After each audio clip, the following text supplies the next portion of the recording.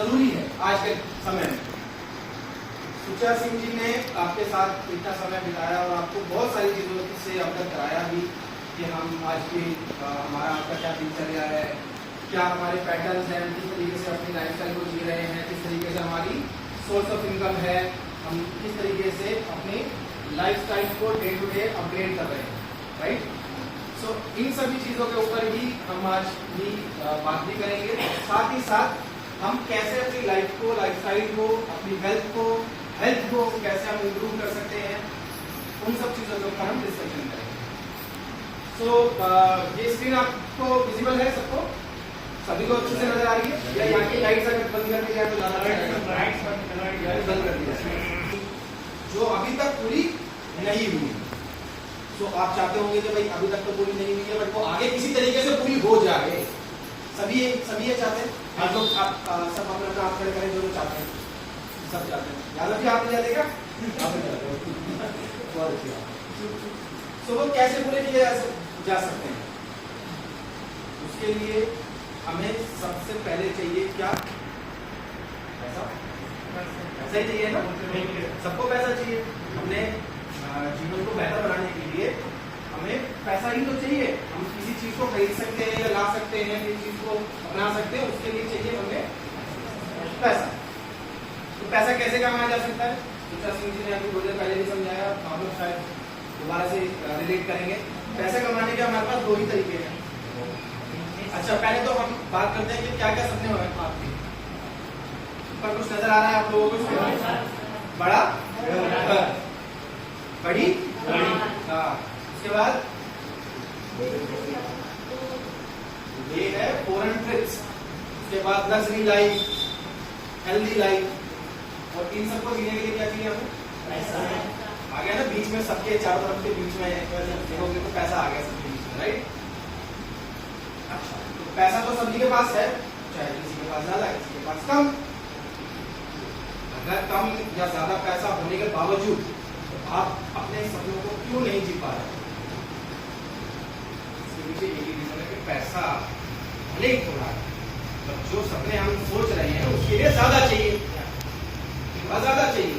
अगर इतने में ही हो जाता तो सबके सपने पूरे हो गए होते, आप कोई भी अपने हाथ नहीं खड़े करता, राइट।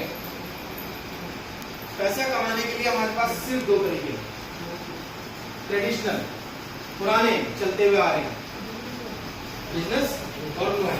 ये राजा महाराजाओं के टाइम से चलता है, फिर उसके बाद अंग्रेज आए, उन्होंने भी यही किया।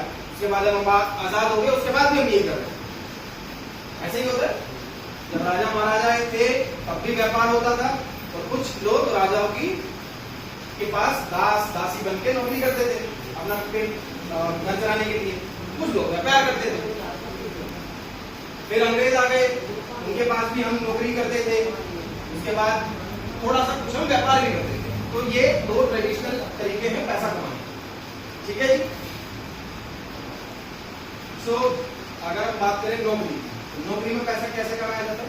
पैसा कमाने के लिए सबसे पहले क्या चाहिए नौकरी में? अभी सोचा नहीं बताया, एक्सपीरियंस। 15 साल से लेकर के 20 साल तक की पढ़ाई, मतलब नर्सरी से शुरू हुए और फिर ग्रेजुएशन, पोस्ट ग्रेजुएशन, MBA और फिर फर्दर की हायर स्टडीज को करते करते कंप्लीट करना। तो मिनिमम 15 से 20 साल हमें पढ़ाई करनी होगी। उसके बाद क्या पढ़ाई करने से नौकरी मिल जाती है? पढ़ाई करने से नौकरी नहीं मिलती, पढ़ाई करने से पैसा भी नहीं आता। पैसा आता है नौकरी करने से। नौकरी करने के लिए चाहिए सबसे पहले आपको एक्सपीरियंस। जब आप इंटरव्यू देने जाते हैं तो आपका रेज्यूमे उस टेबल पे होता है, उसको इंटरव्यूअर पढ़ रहा होता है कि हाँ जी आपने सपोज अपने MBA कंप्लीट की हुई, ठीक है भाई, आपने MBA तो कंप्लीट कर ली, काम कितना किया है मार्केट में? सब काम कुछ नहीं किया। नहीं किया तो आप जो सैलरी मांग रहे हो वो तो हम आपको देंगे नहीं। वो फ्रेशर में काउंट होता है, बिल्कुल फ्रेशर में काउंट होते हैं। आपके पास आपने पढ़ाई की, जी कोड मेहनत की, बहुत अच्छे नंबर देकर के आपने क्वालिफिकेशन अपनी दर्ज की और उसके बाद जब आप गए तब भी आपको ये बोला गया कि आपके पास एक्सपीरियंस नहीं है, तो हो सकता है कि सिलेक्शन भी ना हो। सैलरी की तो बात दूं, सैलरी क्या डिसाइड होगी क्या नहीं होगी, हो सकता है सिलेक्शन भी ना हो, क्योंकि सबको चाहिए एक्सपीरियंस लो। पढ़ाई भी की, उसके बाद 3 से 4 साल फ्रेशर से एक्सपीरियंस गेन करते हुए तब आप जाते हो, क्या फिगर है, स्टार्ट अर्निंग 20 से 25,000। 15 साल पढ़ाई की, 4 साल मार्केट में जी तोड़ मेहनत की, बहुत एक्सपीरियंस किया, सब कुछ सीखा समझा कि नौकरी कैसे की जाती है। उसके बाद तब कहीं जाकर के एक ऐसी नौकरी आपको मिलती है जहां पे आप एक स्टैंडर्ड लाइफ को जी सकते हैं। आप किसी से कम नहीं है और बहुत ज्यादा अच्छे नहीं, आप एक स्टैंडर्ड लाइफ जो 150 करोड़ जनता में से 140 करोड़ तो जी ही रहे हैं उसी तरीके की लाइफ, आप उस कैटेगरी में आ जाएंगे। बट फिर बात करते हैं सपनों की, इच्छाओं की। तो क्या वो सपने और इच्छाएं इससे पूरी हो सकती है? नहीं। चलिए, ड्रीम्स, सपनों का कोई नहीं है कि पूरे होंगे कि नहीं होंगे, फ्यूचर की कोई सिक्योरिटी नहीं है, हमारे पास फाइनेंशियल फ्रीडम तो बिल्कुल भी नहीं। हम बंद जाते हैं, 25,000 रुपए की तनख्वाह आएगी, 30,000 रुपए की तनख्वाह आएगी, तो मुझे पता है कि 15,000 तो किराने वाले के पास चले जाएंगे, 5,000 बच्चों की स्कूल की फीस चली जाएगी, 2,000 4,000 PMI में चले जाएंगे। तो फाइनेंशियल फ्रीडम नहीं है, जो मेरे सपने हैं उसको जी सकते। अच्छा, अब ये बातें सारी हो गई हमारी जॉब को। सो नेक्स्ट हमारे पास क्या है, बिजनेस। बिजनेस करने के लिए सबसे पहले हमें क्या चाहिए? पैसा। अब ये पैसा कहां से आए? जॉब से तो आया नहीं। चल, कुछ लोग ऐसे भी हैं हमारे साथ यहाँ पे बैठे होंगे जिनके पास अच्छा पैसा है ऑलरेडी, बहुत पैसा। वो पैसा हो सकता है उन्होंने कुछ अपने पास्ट एक्सपीरियंस से कमा करके जमा पूंजी उन्होंने इकट्ठी करके रखी, या कोई ऐसे इन्वेस्टमेंट्स किए जिसके अंदर उनके पास पैसा है, ठीक है। या फिर कुछ लोग ऐसे भी हैं जो बिजनेस स्टार्ट करना चाहते हैं, तो वो बैंक की मदद लेते हैं या अपने रिश्तेदारों की मदद लेते हैं, अपने दोस्तों की मदद लेते हैं कि मैं बिजनेस करना चाहता हूँ, तो थोड़ा सा कम पड़ रहा है, चलो वो पैसा भी अरेंज कर देते हैं। बिजनेस स्टार्ट करने के लिए इन्वेस्टमेंट लगा, तो बड़ी इन्वेस्टमेंट चाहिए बिजनेस स्टार्ट करने के लिए सबसे पहले तो। उसके बाद स्ट्रेस, आपने पैसा भी लगा दिया, अब आपको पता है कि आपका पॉकेट का सारा पैसा उसके अंदर लगा हुआ है, पूरी जो अब तक कमाया हमने वो सारा पैसा वहां पे लगा हुआ है। जो थोड़ा बहुत कम था वो मैंने अपने रिश्तेदार से भी लिया, दोस्त से भी लिया, आस पड़ोस से भी कुछ थोड़ा बहुत ले लिया, वो सारा मैंने लगा दिया, ठीक है। कितने घंटे काम करते हैं वहां पर? 12-15 घंटे मिनिमम। आप किसी दुकानदार को पूछना, किराने वाले को, आप जब सो के नहीं उठते उनके शटर उठ जाते हैं, ठीक है। आपको दूध पहुंचाना है, तब उसके घर में पैसा जाएगा। जब आप सो के उठेंगे, दूध देने जाएंगे घर में चाय बनाने के लिए, वो आपसे पहले तैयार मिलेगा, वहां पर शटर खोल के बिल्कुल धूप बत्ती पूजा करके वो रेडी हो जाए। फिर जब आप सोने जा रहे होते हो, अपने बैठे होते हो, तब वो सोचता है कि भाई अब कोई नहीं आएगा, चलो घर चला जाए। ऐसे ही होता है, कोई अलग से तो मैं बात नहीं कर रहा, ऐसा ही होता है। तब वो अपने शटर को बंद करता है और फिर अपने परिवार में जाता है और थक के बिल्कुल सो जाता है। और वही स्ट्रेस में सारे दिन भर उसी स्ट्रेस के अंदर, यार आज कितना काम हुआ, पैसा भी लगाया, फिर लगातार 12-15 घंटे काम भी किया, वो भी स्ट्रेस के अंदर, फिर भी सेटिस्फेक्शन की कोई गारंटी नहीं है। इतना पैसा लगा दिया, बहुत मेहनत भी की, स्ट्रेस भी झेल रहे हैं, फिर भी सेटिस्फेक्शन की कोई गारंटी नहीं। हमने दोनों चीजों की बात कर दी, जॉब से भी पैसा नहीं है, बिजनेस किया तो बिजनेस में सक्सेसफुल होने की गारंटी नहीं है। आपने बहुत सारा देखा होगा कि भाई कुछ दुकानें खुलती हैं, लोग पैसा लगाते हैं, दुकानें खोलते हैं, 4-6 महीने के बाद तो दुकानदार ही चेंज हो जाता है, दुकान नहीं है वही है, वैसे के वैसे ही है, उसके इंटीरियर बदल जाता है, दुकान ही बदल जाती है। पहले कपड़े की थी, आज किराने की, फिर किराने की थी, उसके बाद किसी और चीज की होती। क्यों? क्योंकि बिजनेस में सक्सेसफुल होना भी आसान काम नहीं। तो अब अगर जॉब में रहते हुए भी हम कम पैसा कमा रहे हैं, हम अपने सपनों को नहीं जी पा रहे, बिजनेस के अंदर भी हमको सक्सेसफुल नहीं हो रहे, फिर ऐसा क्या करें जिससे कि अपने सपनों को हम जी सकें? उसके लिए करते हैं बात हम जिसके वजह आगे बढ़ने का एक रास्ता दिखाता है। आप IMC में जुड़ करके अपने सपनों को अच्छे तरीके से, आसान तरीके से, कम मेहनत करके, कम स्ट्रेस लेकर के, अच्छा पैसा कमाते हुए अपने सपनों को जी सकते हैं।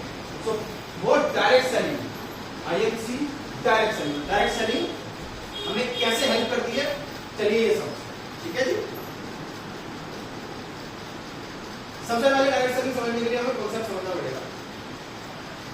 आपको 5 फ्लैग नजर आ रहे होंगे ऊपर।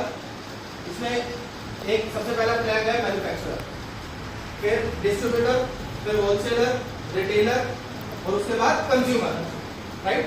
तो कंज्यूमर कंज्यूमर कंज्यूमर कंज्यूमर कौन है यहाँ पर? कस्टमर।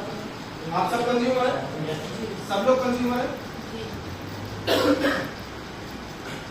सो ट्रेडिशनल जो वर्क एथिक्स है मैं उसकी बात कर रहा हूँ। अभी हम डायरेक्ट सेलिंग की बात, मैं इसके जस्ट बात शुरू करूंगा।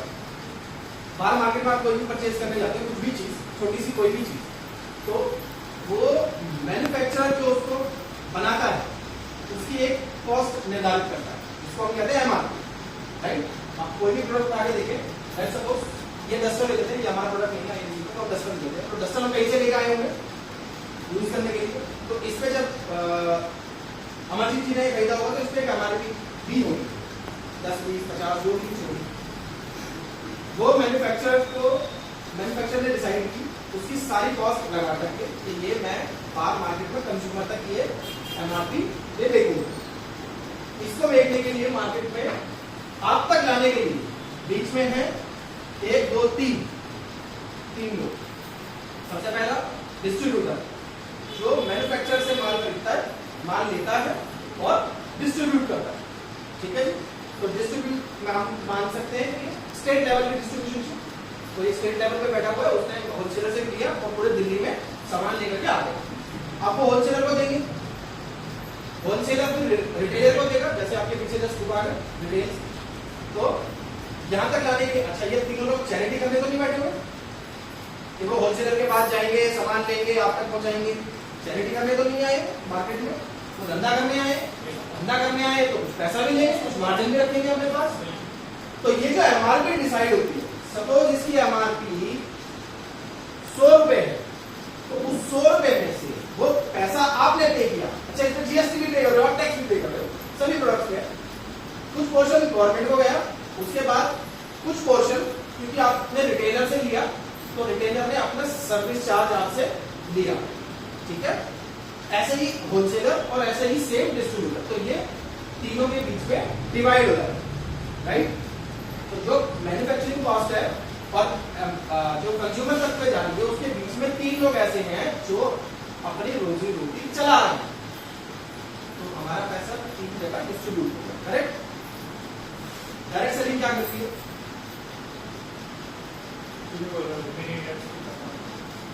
मीडिएटर्स को खत्म कर, मैन्युफैक्चरर और कंज्यूमर को मिलाने के लिए बीच में एक ही साधन है, वो है डायरेक्ट सेलर। तो वो डायरेक्ट सेलर कौन है?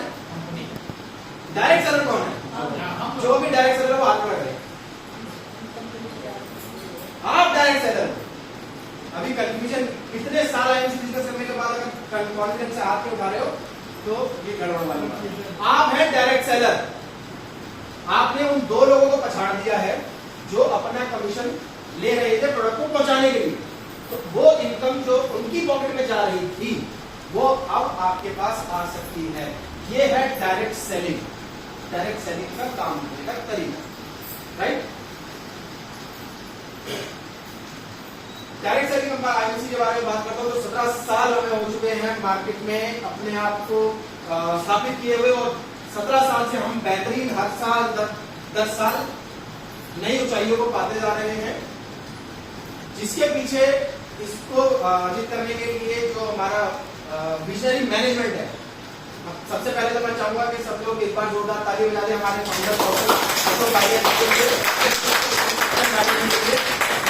जिन्होंने एक बहुत बड़ा विजन लेकर देश के अंदर प्योर आयुर्वेदा को लॉन्च किया। प्योर आयुर्वेदा के पद्धति को वापस लाए, जो हमारी पुरानी पद्धति है जिससे हम पहले उपचार करते थे लोगों के, वो हम धीरे धीरे कहीं ना कहीं भूलते जा रहे थे और भूल भी चुके थे। उसी टाइम दोनों पिता पुत्र की जोड़ी ने आयुर्वेद को वापस हिंदुस्तान में लाने का काम शुरू किया, और आज की डेट में हम एक सफल ऑर्गेनाइजेशन है। तो जोरदार तालियां।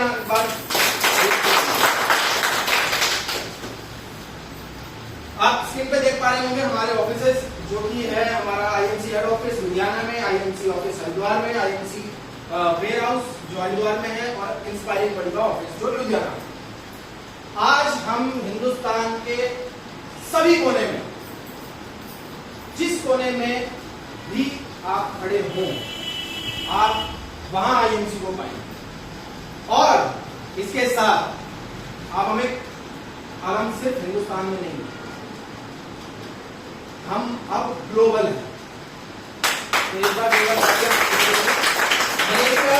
में हमें करीबन 1 साल पूरा कंप्लीट हो चुका है। ये मलेशिया की कुछ glimpses है, आपको कुछ स्क्रीन पे नजर आ रहा होगा। इट्सा एंड फिक्की, ये रजिस्ट्रेशन आईएमसी के पास है। मुझे बहुत गौरव फील होता है ये बताते हुए कि ये रजिस्ट्रेशन या इनकी मेंबरशिप लेने के लिए भी एक एथिकल बिजनेस कंपनी को ही ये रजिस्ट्रेशन मिलते हैं, हर किसी को नहीं मिलता। ये हर कोई जो भी ऑर्गेनाइजेशन डायरेक्ट सेलिंग के अंदर रजिस्टर्ड है सभी के पास नहीं होता। ये हमारे लिए प्राउड मोमेंट है कि हम इनके मेंबर हैं। कुछ सर्टिफिकेट्स मैं आपको दिखाना चाहता हूँ। Quality management system, food safety management system of cosmetic and good manufacturing practice, organic certificate है हमारे पास, WHO GMP सर्टिफिकेट है हमारे पास। ये कुछ रिवार्ड्स की glimpses है, मैं आपके साथ शेयर करना चाहता हूँ, जिससे बताने में भी मुझे बड़ी खुशी होती है, बड़ा गर्व महसूस होता है। ऑनरी डॉक्टरेट प्रेजेंट हुआ हमारे डॉक्टर अशोक भाटिया जी को, ज्वेल ऑफ इंडिया, बहुत बड़ी बात है ज्वेल ऑफ इंडिया। उसके बाद अगर हम बात करें global achiever Asia Pacific international award, national excellency award, gold medal and national achievement award और भारत गौरव पुरस्कार जो श्री सत्यन भाटिया जी को मिला। तो जोरदार तालियां। चलिए अब हम देखते हैं कि कैसे हम लोग काम करते हैं। तो छोटी सी एक मैं वीडियो आप लोगों के साथ शेयर करता हूँ, जिससे कि आपको पता चलेगा। अभी सर ने इस प्रोडक्ट के बारे में बताया था, एलोवेरा सबने देखा, सब यूज भी करते हैं।